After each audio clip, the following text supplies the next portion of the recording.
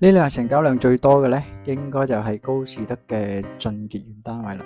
咁發展商呢，就劈價，尺價呢就圍到4500蚊一尺起。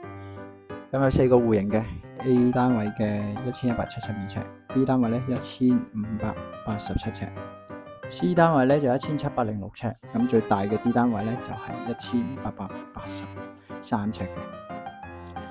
咁呢個盤喺紅街市呢，高士德呢，就從來都未見過呢啲尺價嘅，即係2層樓嚟計啊。第一日星期六呢，基本上就已經買晒㗎啦。到星期日呢，就得翻 C 嘅大約3個單位啦，同埋 D 嘅最大單位。咁可以睇到個圖則啦。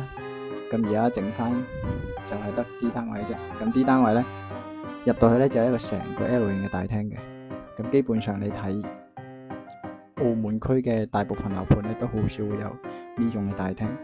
咁每個樓盤呢都有優缺點嘅。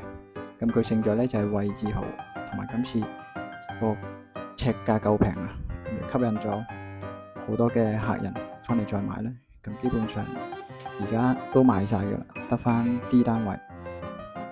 咁排隊睇樓情況咧，其實 keep 住維持到星期日嘅上半晝咧，都仲係一直有嘅。咁如果俊傑園面積覺得太大嘅話咧，可以留意下隔離呢個明軒嘅，佢都差唔多開賣噶啦。咁賣嘅時候再通知大家，拜拜。